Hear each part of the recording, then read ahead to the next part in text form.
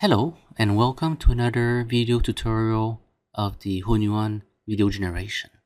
In this tutorial, I'm going to be sharing how I take an image and turn it into a video, but more specifically using a new Lora enable us to have very consistent video that are very close to the image reference that enables me to attach them all together. It becomes a very long length video. I'm going to be sharing a key trick to make this as efficient as possible and as reliable as possible. So as usual, let's look together on this new workflow that I'm sharing. So as usual, you have the prompt there that describes the visual and the description.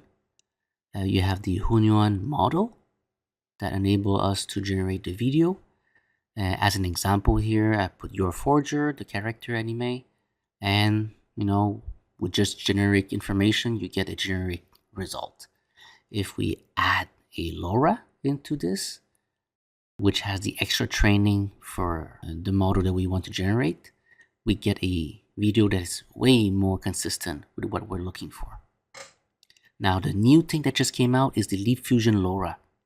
This Lora was basically trained so that it starts with always a still image, and then the video is loaded there, is trained. Always still image and video, image and video, which enable the Lora to be trained in the manner of when it gets a image, it's going to generate a video out of it there. So it's a pretty cool way to enable the image to video in a very reliable way using the Hunyuan model there. So let's use this brand new Lora that just came out. Using the prompt that we have and using also the image reference, right? We take the image reference here and also the prompt to basically control the action there of what's going to be generated. Put this all into the Hunyuan model and you get yourself that video generated there, which is very close to the image reference. Not perfect, but very close. Now, to enable us to have the very long length video close to unlimited, you can then take the very last frame of our video, add it back into the image reference, and with this regenerate a whole new video again based on the last frame of the previous video. And you can see how with this and also a bit of prompt there to control what's going to be generated, you will have a brand new video based on the last frame of the previous video, which then becomes a continuation. And you can see how that becomes a way to enable the very long length video. And again, take the last frame, do the same thing, and so on. Unlimited video generation. This is something that enables us to have a very long length video, but I mean, the quality is limited there based on the new Lora that was just created. More improvement will be coming along. Now, I also added a combined video at the end of the workflow there, so that basically you have these different video, you can combine them together. I do add the skip frame there because when you attach video one next to each other, because the training was based on the freeze frame then video, freeze frame then video, you need to skip a few frames there whenever you attach a new video, so that the in between doesn't look too much that it was frozen there, and that you can scale it as the way you need. A little warning here, I mean, this thing here is very addictive. I mean, I've generated video after video and it seems to never stop, because what if I try this, what if I try that? So keep that in mind. This is a very addictive activity. So let's look into running the full workflow. And as I run the full workflow, I'll give you a few tips and tricks there, especially the key element that will make this as good looking as possible. So this is my workflow. On the middle there, you have the prompt input section. This prompt input section is where you describe the video, but also describe what you want to see in the action. You have the image ref section there, which we'll zoom in later to share with you what is in there. And I also have on the top there the Lora section. where you put the image to video Lora that came from LeapMotion, and you also add the different Lora that you would like to use so that the video is generated in a specific way. And you have the video generation section there where most of the action happens. Just a reminder here that once you generate a video, you can bring it back to the beginning section where I have a node where I load the video, but I take only the last frame, right? So it's just for convenience there. On the top right, you have the final upscale and merge. So that's something that enables you to combine all these videos together in an easy manner there, with the skip frame also included. So that's the full workflow that I'm going to be detailing. And let's take this opportunity to zoom in there so that you can actually see more details of what's being used into the different nodes. So here in the prompt section, I mean, it's the prompt. It's what you use to describe that image. On the bottom here, you have the input section. Now, like I mentioned, I added a few things in here, mainly for convenience. I mean, here you have all these more frequent elements that you want to change. For example, the width and the height. I mean, at the beginning, when you're just testing, you might want to put it very low so that it goes very fast. But as you want higher quality, you have to bring this up there. The frame count, I mean, right, it says 1 as a frame count, but it was just a test there. Put the frame count that you need so that it generates a good video. And you have the seed where, you put different seed to have different output. So do keep changing them to have good results there. What we can see here on the bottom, you have the load image. This is the image reference that we can use to generate the first video. Once you have the first video, then you can load it into the load video node there. So that basically with this node, you load the video, but it's only using the last frame. So again, just for convenience. That switch section is where you can switch between, do I use the load image or do I use the load video, right? So you can switch in between them.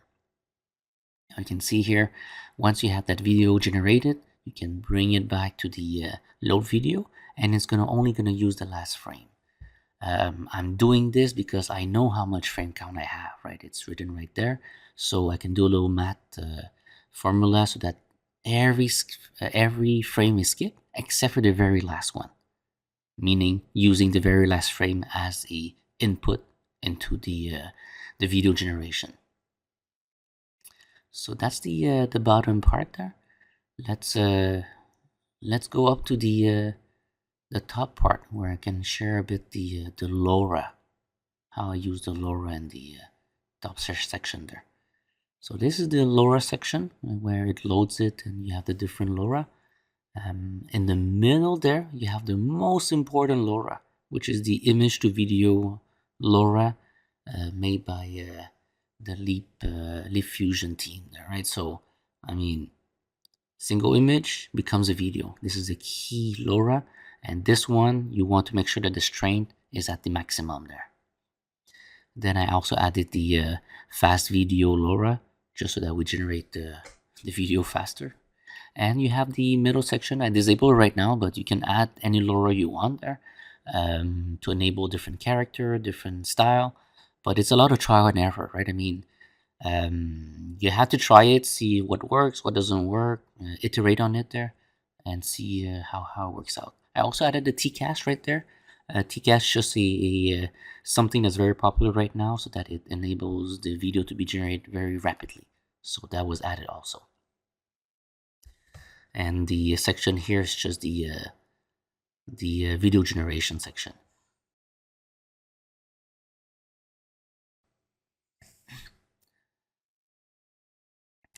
Let's look at the top right section, which is the upscale and video merge. So you can see here I have the all the different video that can be merged together with the merging node there. The merging node has a count of 3, but you can change it. Click change and update input so that you can switch between 1, 2, 3, 4, or whatever that you need. The skip first frame should be 6 right there. I forgot to change this. You want to put some skip frame because when you attach one video to another, you want to skip the few frames that are frozen, because that's what it was trained on to do. Freeze the first few frames and then video. So make sure that's done, and then you have the upscale and the interpolation. So let's generate the video to try it out. I just put a frame count of 129.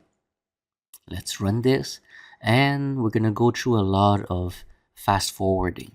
I mean, the video generation, there's a lot of them there, and I want to show you as rapidly as possible the outcome there, so you can see, but without skipping the whole process. Otherwise, you won't see how I'm going through the different iteration, right? So here's the first video based on that image reference. You can see here it looks pretty nice. I mean, it's very similar to the reference image. You can see how it really started from the first frame, the first reference image, and then it generated a video out of it. I'm going to save that video so that I can then load it into the load video section there in the input area. So here I load the new video that was generated, and based on that setting, it will just use the very last frame as the reference. And because it's using the very last frame, which I'm going to switch here, I'm switching into the use the load video section. Using the last frame will enable it to continue. As we generate from the last frame, it will generate a new video from the last frame. So you have a continuation of the video generation. In this case, because I'm going to change also the action that I would like to see, so that it's a bit different every time. And let's generate this again with that new prompt. Here you'll see it's going to generate a new video, slightly different. It won't always do exactly what I wrote in the prompt there, but that is where you have to generate a few times and pick what you like most. So that's the video that was generated. I mean, it's the color is so-so, right? I mean, it doesn't fully look like what I had at the beginning reference image. So this is a time for me to share with you the key trick that I've realized. I mean, I think here a key element is to understand, once you're adding a reference image, I mean, it has to go through all these model, these Lora, the prompt, to try to figure out in stable diffusion there. I mean, how does the video is going to be looking like? I mean, it has to move the video. It has to keep within a certain consistency, but it's all based on that model and that Lora and on that prompt. So the prompt that you put becomes very important. The different element that you put here is very important, right? You need to know what to put there that represent as much as possible the reference image. If the reference image was taken from the internet, or from a source that you don't know, then it's hard to know what was used to generate it. But if you use instead one of your image from your generation of video generation there, I mean, you know what Lora was used, you know what model was used there with the Hunyuan model, and you know what prompt you used, exactly what prompt was used to generate that video image, right? So using that reference image, you can then get something very similar, very consistent as an outcome. So let's give that execution run a try again, but now knowing exactly what prompt to use, right? Because I generated that video from another generation there, so I know what prompt I used. I was using also the Hunyuan model, right? So it's all the same thing, right? As a first frame, I'm switching to the image for the first frame, and let's run this, knowing that we really have the right one there. It's not just something that we guess, but it's something that was used. Will it be always perfect? No, but you're giving it all the chances. I'm adding here an action so that we can not only generate something, but also generate something that is as we want it to be there based on the action. So let's look.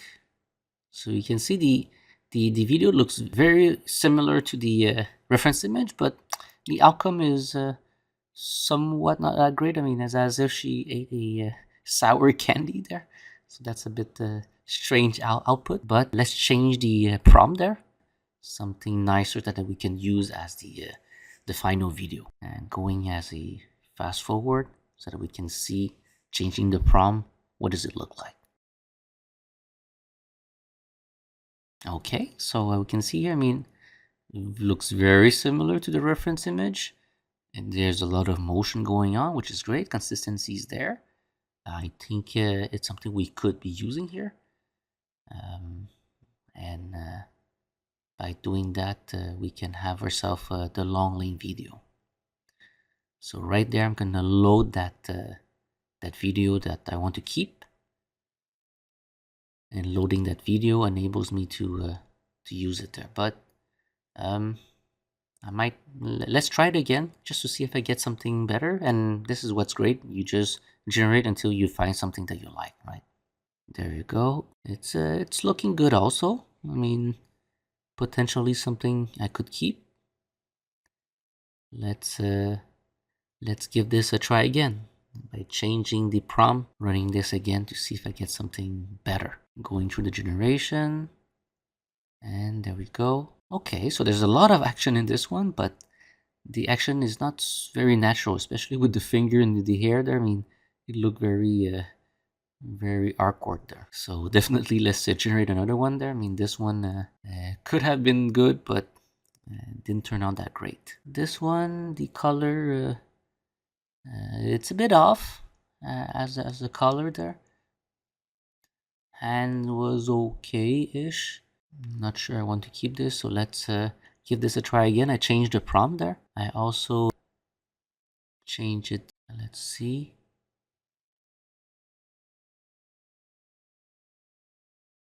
Okay. Oh, the hand went a bit weird, right? Again, AI enhancer always has a bit of a problem there. Let's give this another try, hopefully to get something something good. I changed the seed in this one. Hopefully this is a better one. Okay, very similar to the original image. Oh, that looks very nice. I mean, the motion is smooth. We don't have 6-finger hands, so that's good also. Things are very consistent. Wow, definitely a keeper for this one. So let's save. And with that, I mean, you can see how we can just add it to the beginning again and create another video again and so on, right? So I'm going to jump right away into the final section, which is the final combining upscaling, right? So in this section, really, you just load the different video that you generated, and then just one after the other there, it would just get appended, right? So in this case, I'm loading it and doing a quick fast forward there.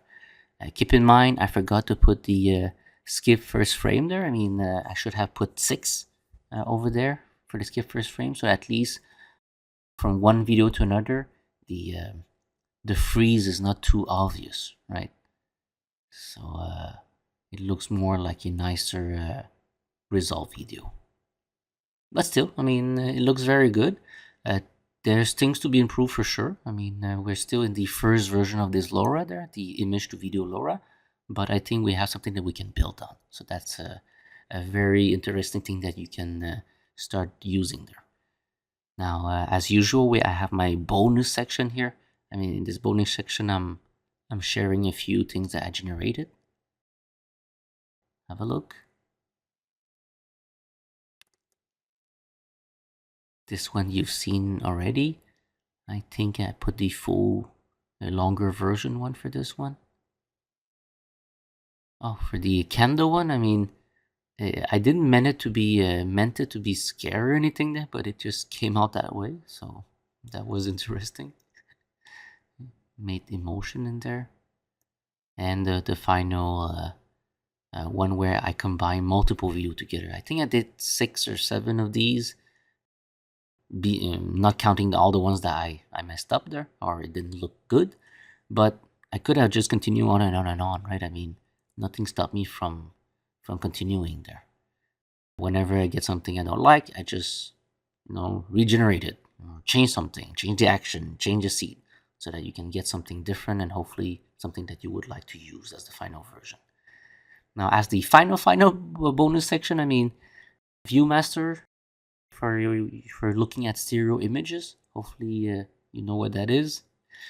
Same thing for the Oculus. I mean, it's at the end it's video, stereo video basically, right? So that enables you to see 3D image with just two flat image, right? So you can see depth with it. And if you use the cross eye technique on the background image that you see right there, I mean the two girls that you see right there, it's exactly almost the same, but with slight difference. Enough difference that if you cross your eyes and you enable each image to overlap one each another, and they become exactly one image in the middle, then you should start seeing a very sharp image in the middle of the girl, and yet all the rest you see the depth. You actually see things in 3D. So I think that's a very cool element there that I like to dive into. And because of AI, I can generate the image, I can generate the depth, and I can also generate the what's missing behind the picture there when you slightly change the angle, right? So for stereo images, I mean that's amazing what we have right now. So and then this technique, this thing, you can even do it with just a normal photo. I mean, the AI would be able to recognize the depth, looking at the any fake picture or photo, and then generate the missing data that you would have taken if you were taking two photo at different angles. But with all that combined together, you get a stereo image at the end there. So that's pretty cool. So hopefully you find the video today interesting. Try it out. Again, this is a brand new Lora, so to be seen what people can do with it there. And on that, I'll tell you good luck, and I'll see you around. Bye-bye.